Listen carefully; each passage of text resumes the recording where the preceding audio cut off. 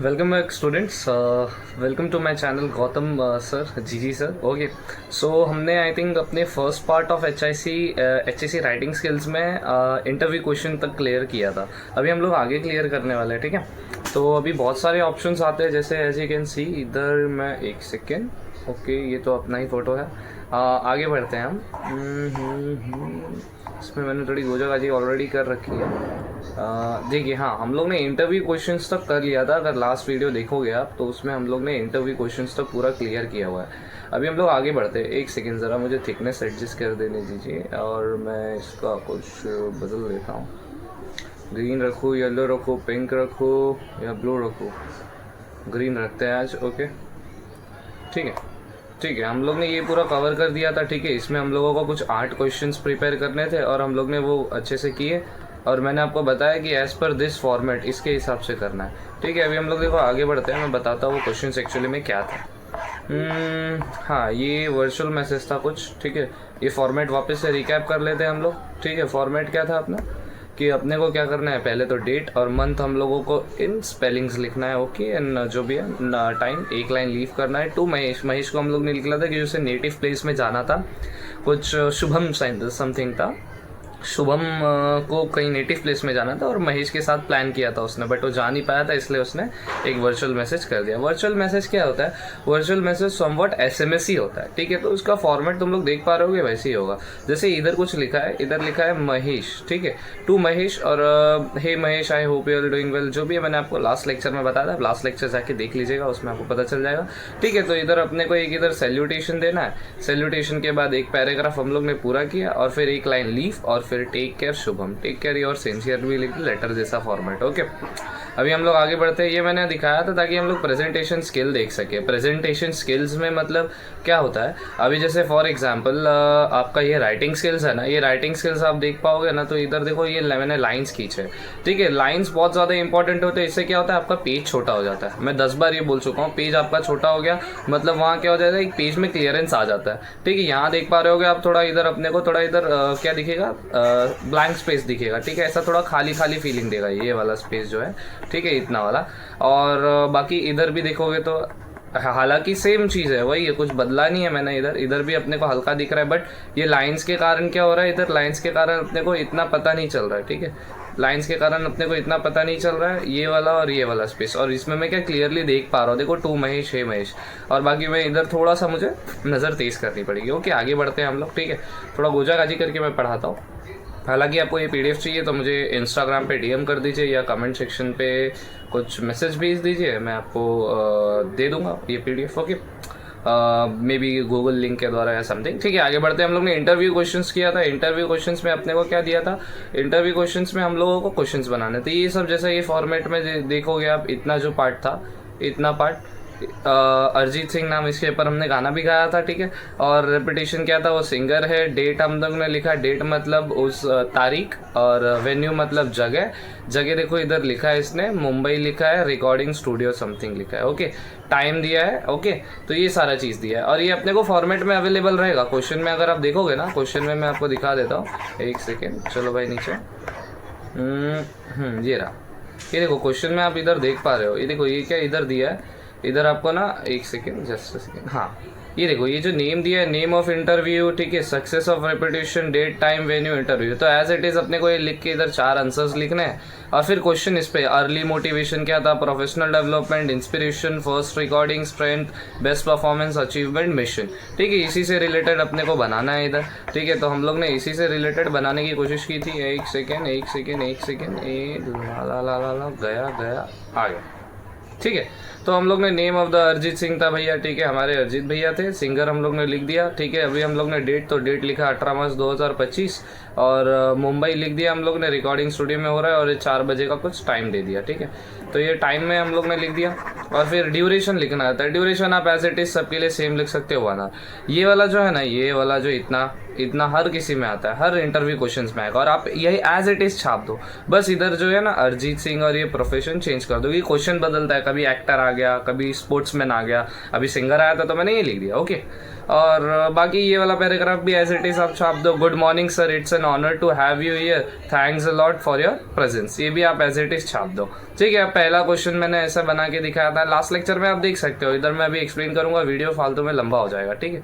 ऐसे कुछ मैंने बताया था कि मैंने 8 क्वेश्चन बनाए, ठीक है। क्वेश्चन मार्क जरूरी है हर क्वेश्चन के बाद, ठीक है। ट्राई करने का कि एक क्वेश्चन में हम लोग 2 क्वेश्चन बना पाए, नहीं होता तो कोई बात नहीं। जैसे इधर देख सकते हो, एक सेकेंड, अबे हाँ ये रहा। जैसे इधर आप लोग देखोगे ना, तो इधर देखो एक क्वेश्चन है, हु इज योर इंस्पिरेशन, ठीक है। और what impact they had made on your vocal style, ठीक है। इंस्पिरेशन कौन था भाई तुम्हारा, और उसने तुम्हारे वोकल स्टाइल पे क्या इम्पैक्ट डाला। फिर से टेढ़ा हो गया ये लाइन मारना नहीं आता मुझे, सॉरी। ओके, हाँ छोड़ो, लेट इट बी, ठीक है। तो लास्ट लेक्चर में हम लोग ने जो किया था, आप देख लो, 5 मिनट इसमें अपना वेस्ट हुआ है। ओके, अभी हम लोग आगे बढ़ते हैं, ठीक है। अभी स्पीच राइटिंग है। अभी जैसे कि मैंने बताया था कि स्पीच राइटिंग, ओके। अभी ये जो टॉपिक है ना, इधर अपने को ऑप्शंस में दिया है, देखो ये सारा चीज दिया है। Attempt any one of the following, पहला दिया है स्पीच, कंपेयरिंग दिया है, एक्सपांशन दिया है, ओके। तो अभी देखो इसमें ना थोड़ा ट्रेजिक रहता है। इसमें क्या रहता है, बच्चे लोग की पसंद अलग अलग रहती है, ठीक है। बच्चे लोग की पसंद, किसी की पसंद काली है, किसी की पसंद गोरी है, किसी को मोटी पसंद है, किसी को बदली पसंद है, ठीक है। और मैं अपनी पसंद बता रहा हूँ क्वेश्चन पेपर में। देखो इधर स्पीच दिया है, इधर कंपेयरिंग दिया है, एक्सपांशन है। अब मैं एज ए किड, अगर मैं बच्चा रहता, अगर 12th स्टैंडर्ड का, और मुझे इंग्लिश नॉर्मल काम चला हुआ आती है, तो मैं क्या करता, देखता। अगर मेरा स्पीच, मुझे एक तो मैं इसमें से ये चीज़ याद कर लेता, ठीक है, और एक तो मैं इसमें से ये चीज़ याद कर लेता, इन द सेंस प्रैक्टिस कर लेता। कंपेयरिंग काइंड ऑफ थोड़ा डिफिकल्ट रहता है, ठीक है, उसमें समझना, उसमें लिखना। हालांकि बच्चे ये भी करते हैं, लेकिन मैं उनको बता रहा हूँ, मेरा मोटिव क्या है कि मैं कॉमनली जो एक कॉमन फ्रेम में बच्चे आते हैं, जो ज़्यादा नहीं लिख पाते, जो एग्जाम के 1 हफ्ते पहले वीडियो देखने आए, ठीक है, मैं उनके लिए बता रहा हूँ कि ये दोनों चीज़ ईजी है। क्योंकि 10th स्टैंडर्ड में आई थिंक हम लोग ने स्पीच किया है, ठीक है, और बाकी एक्सपांशन भी हम लोग ने 10th स्टैंडर्ड में किया है। तो इस चीज़ का अपने को प्रैक्टिस है बहुत पहले से। तो ठीक है, इधर हम लोग देखते हैं स्पीच, और ये देखो, ये तीनों में से अपने को क्या करना है, तीनों में से इधर लिख के भी दिया है अपने को, एनी वन ही करना है, एनी वन करना है अपने को, ठीक है।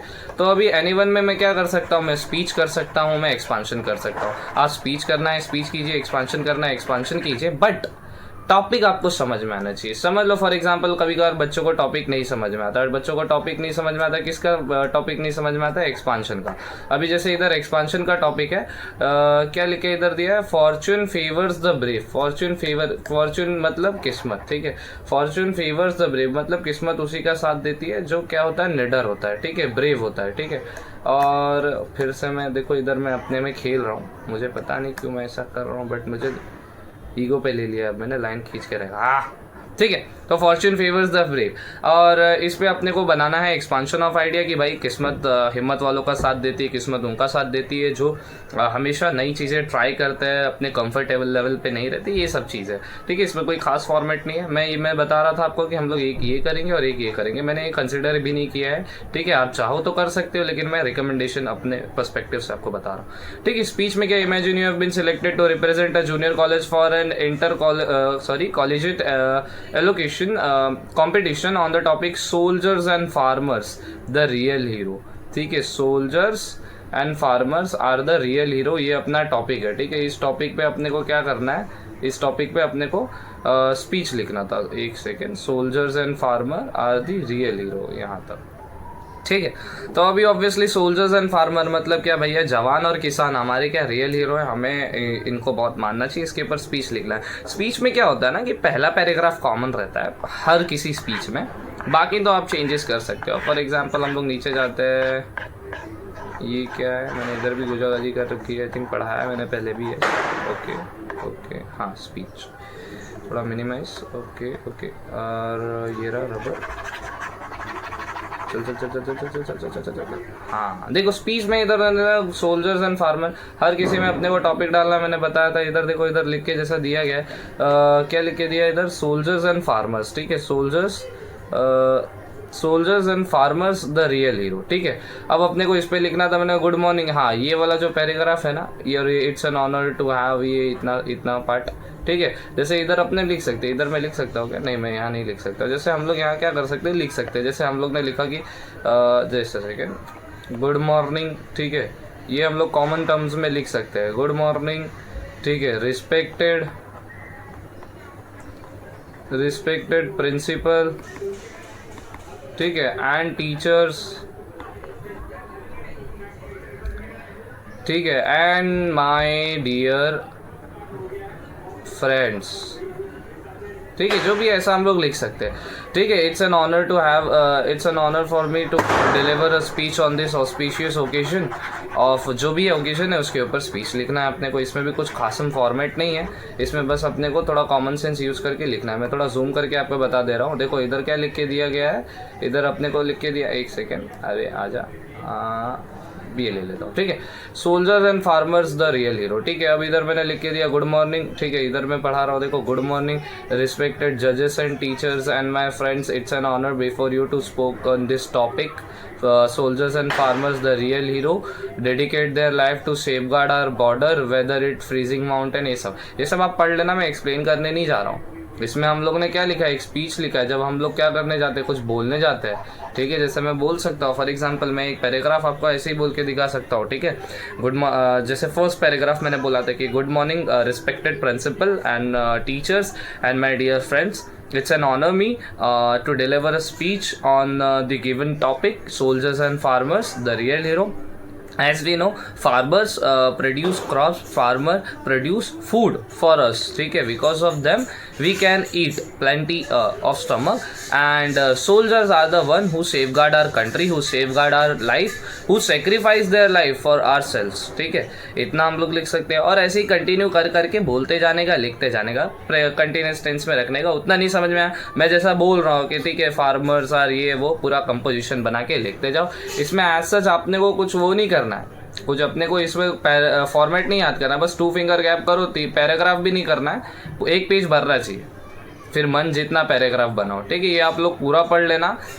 मैं चाहिए तो ऊपर ऊपर से थोड़ा एक्सप्लेन कर दे रहा हूँ आपको। On the other hand, farmers are the life line of country, from sunrise to sunset they work tireless in the field. मतलब क्या, सनराइज से, सूर्योदय से लेके सूर्यास्त तक वो क्या करते रहते हैं, काम करते रहते हैं टायरलेसली, मतलब बहुत ज्यादा स्ट्रगल करते रहते हैं, कंटिन्यूस स्ट्रगल करते रहते हैं।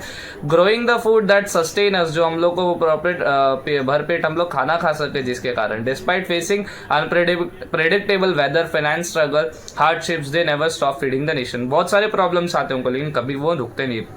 कितने फार्मर्स काम करते हैं, कितने फार्मर्स बैंकरप्ट हो जाते हैं, लेकिन वो अपना क्या करते हैं, क्रॉप्स कल्टीवेशन कभी रोकते नहीं, क्योंकि फार्मर्स अगर रुक गए तो हम लोगों को खाना कभी नहीं मिलेगा। ठीक है, ऐसी कुछ हिस्ट्री की मैं आपको बात बता रहा हूँ। कुछ आई थिंक सो ब्रिटिशर्स के दौरान ना कुछ लैंड रेवेन्यू सिस्टम ऐसा समथिंग आया था, तो फार्मर्स बहुत ज़्यादा बैंकरप्ट हो गए थे उस समय पे ना। एक फेमाइन मतलब भूखमरी, उस समय में खाना कम पड़ गया था। ठीक है, तो ऐसी सिचुएशन आ चुकी है। ब्रिटिशर्स ने बहुत कुछ दी है, तो बहुत सारी चीज़ें ली भी है। हमारे भारत में बहुत सारे लुटेरे ने, उसका क्या प्यूरल फॉर्म क्या होगा, कि बहुत सारे सब मतलब बैंडिट्स ने क्या किया है, लूटा है। ठीक है, ब्रिटिशर्स हो गए, मुगल्स हो गए, पोर्चुगीज हो गए, डच हो गए, एक्सेट्रा, बहुत सारे, लंबा उस पर अलग एक वीडियो बनाएंगे हम लोग बाद में। स्टिल अभी हम लोग आगे बढ़ते हैं। ठीक है, अभी इधर हम लोग देखो, on the other end farmer, ये पढ़ा, both the soldiers and farmer make enormous sacrifice often without receiving recognition they deserve. मतलब वो लोग क्या करते हैं, बोथ सोल्जर्स, क्या बोला गया, soldiers and farmers make enormous, मतलब एनॉमरस मतलब क्या होता है, एनॉमरस मतलब होता है ह्यूज। ठीक है, एनॉमरस मतलब होता है ह्यूज या unlimited. Sacrifice often without receiving recognition, मतलब बिना किसी रिकॉग्निशन के, बिना किसी ऑनर के वो लोग अपना क्या करते हैं, जो ऑनर वो लोग डिजर्व करते हैं वो बिना उन्हें मिले वो लोग अपना फर्ज निभाते हैं। Without our soldiers we should have no security, without our farmer we would have no food. They, ठीक है, सोल्जर्स के बाद सोल्जर्स नहीं रहेंगे, सिक्योरिटी नहीं रहेगा, फार्मर नहीं रहेगा, तो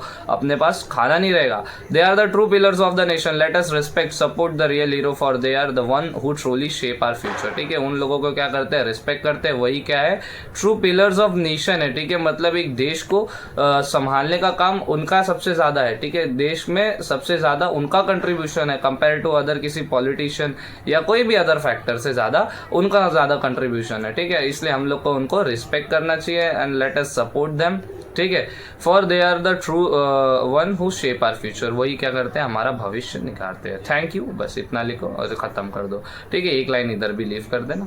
इतना मैंने आपको फॉर्मेट बताया, पैराग्राफ के बीच में नहीं करना है फॉर्मेट, लाइन लीव नहीं करना है, 2 फिंगर लाइन लीव करके पैराग्राफ बनाते जाओ, टाइटल लिख दो और ये लिख देना। ठीक है, क्वेश्चन नंबर्स प्रॉपर लिखना, जहाँ इन्विजिलेटर जो भी रहेगा वो भी तुमको एक बार सुधारा तो सुधारा, नहीं तो जो पेपर चेक करने वाला रहेगा बंदा, उसका बीवी से झगड़ा हुआ रहे, गर्लफ्रेंड से झगड़ा हुआ रहे, आप पे गुस्सा निकालेगा, ये याद रखना। फिर आपको आने के तो मार्क्स है नहीं कम, आने के मार्क्स 4 है, जाने के मार्क्स 8 है, ये भी याद रखना, ठीक है। इसलिए मैंने देखो इधर प्रेजेंटेशन वापस मैं तुम लोगों को बता रहा हूँ, इधर भी एक प्रेफरेंस के लिए प्रेजेंटेशन देखो, ये भी राइटिंग स्किल है, ऊपर वाला जो है ना ये भी राइटिंग स्किल ही है, ये भी राइटिंग स्किल ही है। कौन सा है ये राइटिंग स्किल? स्पीच है, ये भी स्पीच है, ये भी स्पीच है।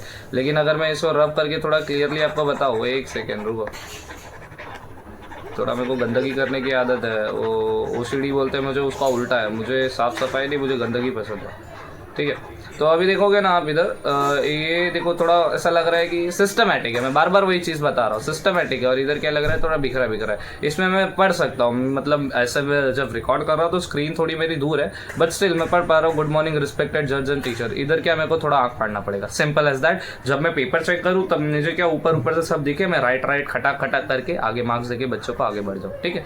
तो ये करने के आपको मार्क्स नहीं मिलते, लेकिन हाँ इससे मार्क्स बढ़ जाते हैं, ये हमेशा मूल मंत्र याद रखना। आगे बढ़ते हैं, स्पीच हो गया अपना। फिर मैंने बताया था फॉर्च्यून फेवर्स द एक्सपांशन, हम लोगों को देखो स्पीच और उसमें से एक ही करना था ना, याद करो ज़रा। एक सेकेंड, मैं वापस तुमको चाहिए तो लेके जाता हूँ, पीछे आ जा भाई, पीछे आ जा। हाँ ये रहा क्या? आई थिंक ये रहा, हाँ ये देखो ये रहा, ओके।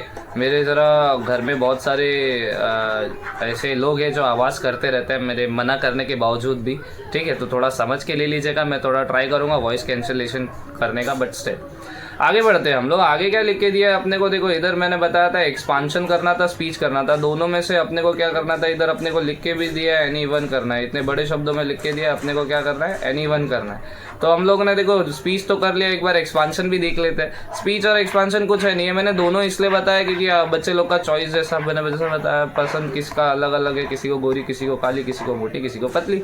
तो इधर एक्सपांशन दिया है, Fortune favours the most, title डाला है, एक्सपांशन लिखा, क्वेश्चन नंबर जो भी है मेरा सब प्रॉपर मैंने फॉर्मेट में लिखा है।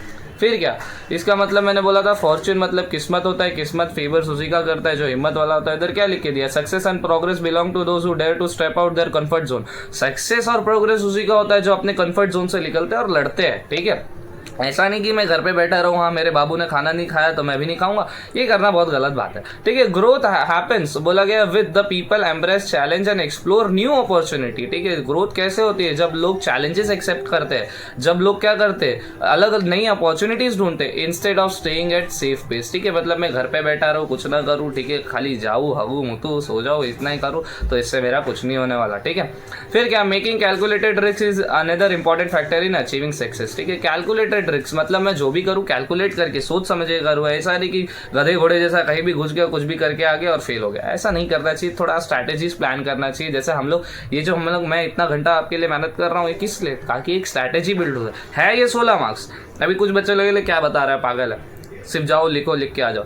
लेकिन जो बच्चे सिस्टमेटिकली ले, जैसे मैं बिना पढ़े जाता था एग्जाम देने, तो मैं ऐसे टिप्स एंड ट्रिक्स यूज़ करता था। बस मेरा मोटिव ही वही है कि मैं आपको बता दूं कि भैया अगर कोई बच्चा भूला भटका पढ़ा ना हो, या कोई बच्चा और मार्क्स स्कोर करना चाहता हो, जो 90 जाना चाहता हो, या जो बच्चा कुछ पढ़ा नहीं है, फेल होने वाला है, पास होना चाहता हो, तो ये सबके लिए यूनिवर्सल मूल मंत्र है कि ऐसे चल जाओ और चले जाएगा। फॉर्मेट हो गया है, मैं खाली एक्सप्लेन कर रहा हूँ, इसलिए थोड़ा वीडियो लंबा हो जा रहा है। और क्या बोला गया? Those who analyse situation with the pro and cons, जो एनालाइज करते हैं, जो सिचुएशन को क्या करते हैं, समझते हैं, सिचुएशन का मुआयना करते हैं, और प्रोज एंड कॉन्स उसकी बुराई अच्छाई देखते हैं। Take well thought out steps और मोर लाइक सक्सेस, ठीक है। मतलब जो एकदम सोच समझ के स्टेप्स लेते हैं वो ज्यादा सक्सेसफुल होते हैं। Fear often prevent people from moving forward but overcoming fear is essential, ठीक है। फियर क्या करता है? हम लोगों को रोकता है, लेकिन फियर को अगर हम लोग ओवरकम करें तो ये बहुत ज्यादा इंपॉर्टेंट चीज है। Facing difficulty head on make a person strong and more resilient, एक अगर हम लोग ज़्यादा डिफिकल्टीज फेस करते हैं तो एक पर्टिकुलर पर्सन और क्या होता जाता है? स्ट्रांग होता जाता है, और ज़्यादा क्या होता जाता है? बोला गया सेल्फ डिपेंडेंट होता जाता है। मेंटल टफनेस क्या है? Mental toughness play a significant role in handling setback. Strong mind individual do not give up the face of do not give up the मतलब in the face of obstacle. Strong mind mental toughness क्या करता है? अपने को बोला गया है setbacks मतलब जो फेलियर्स है उसे झेलने में मदद करता है। और बोला गया है कि स्ट्रॉन्ग माइंडेड इंडिविजुअल्स, जो बोला गया है बहुत ज्यादा दृढ़ निश्चय व्यक्ति होते हैं, जो बहुत ज्यादा स्ट्रॉन्ग माइंडेड पीपल होते हैं, कभी गिव अप नहीं करते, ठीक है, कोई भी ऑब्स्टेकल, कोई भी परेशानी आने दो, instead they persist and adapt, उल्टा वो लोग क्या करते हैं और परसिस्ट करते हैं और मेहनत करते हैं और सिचुएशन के हिसाब से खुद को अपग्रेड करते हैं। As a result they start building confidence which empower them to take an even bigger chances, और खुद को वो लोग एम्पावर करते हैं और पावरफुल बनाते हैं, जो उन्हें और इवन बिगर चैलेंजेस फेस करने में मदद करवाता है। History has shown that only those who display courage and determination achieve great things, Indeed Fortune always favour brave. ठीक है, हिस्ट्री ने बताया अपने को कि जो क्या करता है, डिस्प्ले करेज, जो क्या हिम्मत दिखाता है, डिटर्मिनेशन दिखाता है, वही क्या ग्रेट थिंग अचीव कर पाता है। Indeed Fortune always favours brave, क्योंकि फॉर्च्यून, किस्मत उसी का साथ देती है जो हिम्मत वाला होता है। ठीक है, तो हम लोग को भी थोड़ा हिम्मत वाला बनना है, थोड़ा तो मेहनत करना पड़ेगा ना बोर्ड्स के लिए। भले हम लोग 365 डेज ना पढ़े, लेकिन एटलीस्ट 365 मिनट्स तो पढ़ ले। ठीक है, अभी देखो इधर मैंने ये चीज़ करवा दिया। अभी हम लोग मैंने बताया, मैंने आपको ये एक्सपांशन करा है और अपना स्पीच राइटिंग करा है। अभी हम लोग आगे बढ़ते हैं। ठीक है, आई थिंक ये लास्ट होगा, हाँ ये लास्ट होगा। इसके बाद नॉवल सेक्शन आएगा। मैं नॉवल के भी आपको बाद में कुछ क्वेश्चंस बताऊंगा। ठीक है, नॉवल के कुछ क्वेश्चन ऐसे बताऊंगा ना। नॉवल क्या होता है, अपने को हिस्ट्री ज्योग्राफी जैसे याद करना रहता है, लेकिन मैं कुछ ऐसे आंसर्स बताऊंगा ना जो सारे आंसर्स में फिट हो जाए। ठीक है, मैं वो बाद में PDF अपलोड करूंगा, देख लेंगे हम लोग बाद में जाके। थोड़ा मैं जूम कर लेता हूँ आपको ताकि दिख जाए। ठीक है, क्योंकि आप लोग तो अंधे हो। ठीक है, इधर क्या लिख के दिया गया है, पढ़ाई की चीज़ आपको नहीं दिखेगी जल्दी। इधर क्या लिख के दिया गया है, attempt any one of the following activities, right a review. ठीक है, रिव्यू लिखना है। ठीक है, हैव रिसेंटली वॉच मूवी के ऊपर रिव्यू। देखो अभी रिव्यू क्या होता है ना, रिव्यू एक फिल्म पे आता है। ठीक है, फिल्म पे रिव्यू आता है। ठीक है, एक फिल्म रिव्यू होता है और एक होता है बुक रिव्यू। अब बुक रिव्यू और फिल्म रिव्यू ये दोनों अपने को याद करना पड़ेगा। अगर आप याद कर लो तो आपको पूरा 4 मार्क्स 100% मिल जाएगा। जैसे एप्रिसिएशन आप याद करते हो ना, वैसे ये याद करके जाओगे, छाप दो। इसमें देखो कोई अपने को वो स्पेसिफिक मूवी या बुक का नाम नहीं दिया जाएगा कि वही आपको करना है। इसमें बस लिख के जाएगा रिव्यू दिस। ठीक है, मतलब right a review on this. तो इसमें देखो मैंने बुक रिव्यू भी आप लोगों को बताया है और फिल्म रिव्यू भी, मैंने दोनों चीज़ें बताई है। क्योंकि क्या होता है, 1 साल पेपर और 2023-24 समथिंग था, बच्चे फिल्म रिव्यू पढ़ के गए थे, लेकिन एग्जाम में बुक रिव्यू आ गया था। तो फिर कुछ बच्चों ने वही फिल्म रिव्यू में डायरेक्टर को हटा बटा के कुछ चेंजेस करके वही चीज़ें ऐड की, लिख के थोड़ा होशियारी दिखा दी, थोड़ा मार्क्स मिल गया। और कुछ बच्चे गधे घोड़, उन लोग कुछ नहीं लिख के साफ सफ़ेद पेपर छोड़ के आ गए विधवा जैसा। तो ये सब चीज़ नहीं करना चाहिए अपने को। अभी आगे हम लोग बढ़ते हैं। ठीक है, व्लॉग राइटिंग मैं नहीं बता रहा, व्लॉग राइटिंग कंपोजिशन जैसा है। ठीक है, इतना सिंपल भी है, आप लोगों को करना है तो करो, नहीं तो छोड़ो। ठीक है, आगे करते हैं। अपील राइटिंग, अपील करना, अवेयरनेस फैलाना, एक लीफलेट टाइप कुछ बना दो, इधर टाइटल लिख दो, जायरात लेखन टाइप कुछ है, ये भी मैं नहीं बता रहा। मैं सिर्फ आपको ये बता रहा हूँ क्योंकि इसमें देखो, इसमें क्या पॉसिबिलिटीज ज़्यादा है, 100% पॉसिबिलिटीज है इसमें कि आप लोगों को क्या पूरा मार्क्स मिल जाए। तो मैं यही बता रहा हूँ, मैं फालतू की मेहनत नहीं करता। ठीक है, अभी हम लोग आगे बढ़ रहे हैं, आगे आ जाओ।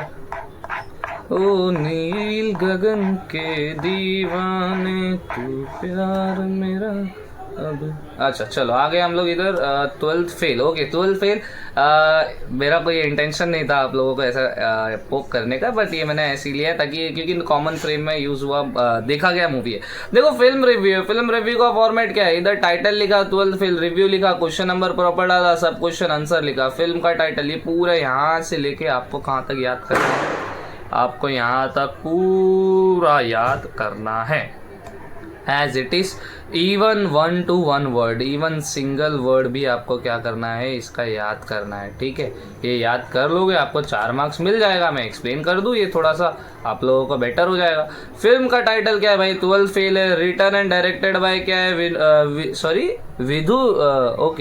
विनोद चोपड़ा। ठीक है, और प्रोड्यूस बोला गया है, चोपड़ा फिल्म्स ने प्रोड्यूस किया था। स्टार कास्ट कौन था, विक्रांत मैसी, मेधा शंकर था। ठीक है, प्रियांशु चैटर्जी भी है। ठीक है, अबाउट फिल्म क्या है, बोला गया है 12th fail based on the true story of Manoj Kumar Sharma, young man who failed his 12th grade exam but went on to become IPS offer despite बोला गया सोसाइटल प्रेशर, मतलब सोसाइटल प्रेशर भी झेलता है वो, 12th फेल हो जाता है। ठीक है, मनोज शर्मा नाम का रियल स्टोरी पे आधारित है, 12th फेल हो जाता है, लेकिन स्टिल वो क्या बनता है, एक IPS ऑफिसर बनता है। सोसाइटल प्रेशर के कारण, लिमिटेशन के कारण, फाइनेंशियल प्रॉब्लम के कारण भी वो ये सारी चीज़ें फेस करता है और उससे उभरता है। और फिर जैसे हम लोग ने आज एक्सपांशन पढ़ा कि फॉर्च्यून फेवर्स द ब्रेव, इसने भी हिम्मत दिखाया तो किस्मत ने भी इसका साथ दिया। किस्मत नहीं कहेंगे, बंदे का हार्ड वर्क था, तो hard work always page of. ठीक है, फिर फिल्म का प्लॉट क्या है, after a multiple failure Manoj faces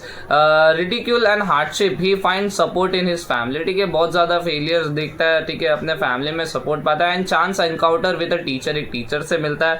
he overcome internal doubt and external resistance to crack prestigious UPSC exam. Teacher से मिलता है तो उसे पता चलता है कि भाई वो कर सकता है यूपीएससी एग्जाम। फेवरेट सीन क्या है, I like the scene then Vikas Singh says the word remember after you become an IAS IPS you really need to work for your country our people. मतलब विकास बहुत बड़े टीचर है जो यूट्यूब पे भी पढ़ाते हैं। ठीक है, वो क्या बोलते हैं कि एक बार आप आईपीएस आईएएस बन गए तो आपको अपने कंट्री के लिए वर्क करना है। Help the nation with your work like the montage of, बोला गया Manoj study day and night and बोला गया interspersed with the flashback of his failure and struggle. मतलब दिन और रात एक कर देता है, पढ़ता है, अपने फ्लैशबैक को याद करता है कि कितना स्ट्रगल सहा है उसके फादर ने, उसके फैमिली ने, और वो सब याद करके पढ़ता है।